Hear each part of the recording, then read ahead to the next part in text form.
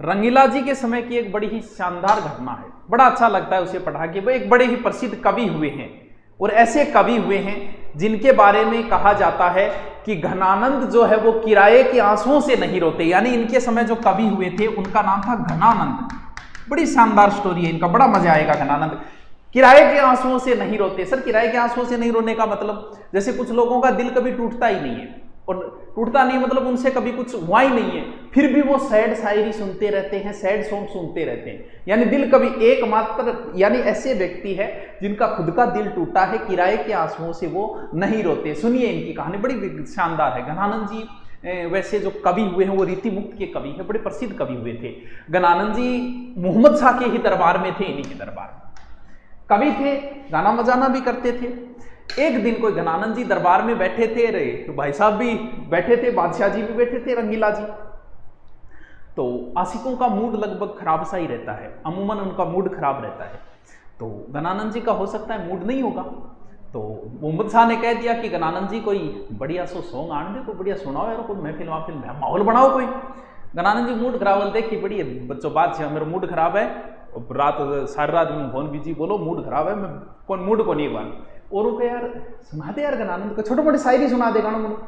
अब क्या दरबार में और भी लोग थे, सबको पता था। तो दरबारी बोले महाराज बादशाह जी थारे कहें कौन सुना, सुजान के कहें सुनाओ। वो सुजान ये एक डांसर थी, चीयर्स गर्ल्स, दरबार में एक नर्तकी थी। घनानंद जी उनसे प्रेम करते थे, हो सकता है एक तरफा प्रेम हो गया, हो सकता है दोनों तरफ का भी होगा।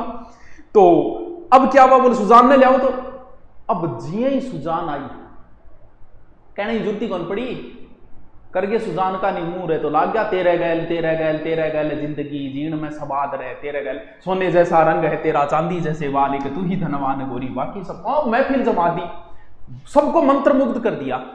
लेकिन यहां पर तो ईगो हर्ट हो गया ना, मतलब एक बादशाह के कहने पर तो गाना बजाना नहीं किया, और एक डांसर एक नर्तकी ठुमका लगाना रही, बिंग कहने पर गानों बजानो करे। चलो महाराज निकलो, दरबारू निकलो। मोहम्मद शाह ने इनको दरबार से निकाल दिया। निकालते ही भाई साहब आए सुजान के पास, वो जान डार्लिंग चाला चाला घर चाला, देश निकालो दिए मन, तुमने दिए होगे तो मन ने थोड़ी दिए।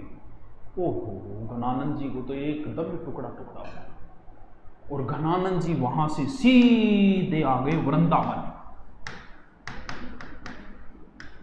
अब वृंदावन में घनानंद जी उसी के प्रेम में, यानी सुजान की याद में ही कविता पाठ कर रहे हैं। उसी लागी से तो टूटी अचीन बेकदरों की यारी, भला हुआ संग जल्दी छूटा, मेरी उम्र ना बीती सारी, बेकदरों से करके प्यार कदर गवाई दिल की यार। सुजान के प्यार में कविताएं लिखते, पूरा पूरा बढ़िया तरीकों अच्छा ग्रंथ बन रखा। सुजान सागर है, विरह लीला है, इश्क लता है, प्रेम पत्रिका है, वियोग बेली है, इसे है सैड सॉन्ग टाइप का है। जितनी भी फिल्म जितना भी अंगा है, जो भी इन्होंने घनानंद जी ने लिखा ना, वो नाम ही ऐसे देख लो। सुजान के नाम पे सुजान सागर है, विरह लीला है, इश्क लता है, प्रेम आपके काम की नहीं है, ये साहित्य की बातें हैं।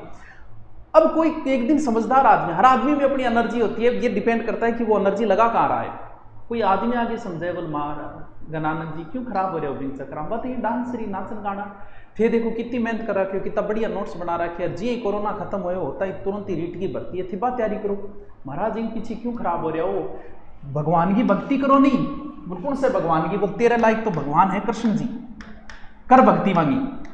कहते हैं कि घनानंद जी ने कृष्ण से प्रेम करने लगे और कृष्ण की याद में लिखने लगे। कुछ तो कहते हैं कि इन्होंने कृष्ण जी का नाम ही सुजान दे दिया था, कई बार तो इनका पता ही नहीं चलता कि ये सुजान के लिए लिखा है या भगवान कृष्ण के लिए लिखा है।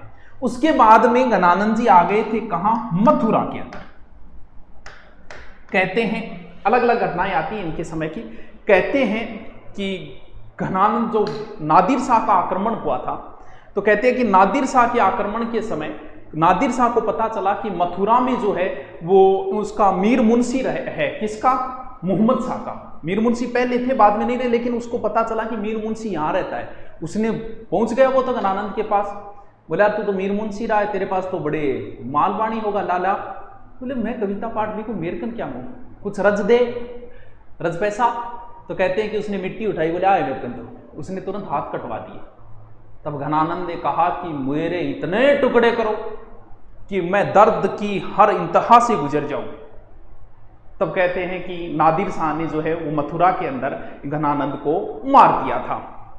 अब कुछ इतिहासकार ये कहते हैं कि नहीं जी, अहमद शाह सेकंड के समय घनानंद को मार दिया था। अहमद शाह जो भी आक्रमण के समय मारे गए थे, जो भी हो, लेकिन घनानंद इतिहास के अंदर बड़े ही फेमस कवि हुए हैं, रीति मुक्त कवियों में माने जाते हैं। रीतिकाल के कवि है ये घनानंद जी, तो बहुत अच्छे कवि हुए। कभी इनको फुर्सत में पढ़ना, गूगल पे कभी टाइम मिले तो।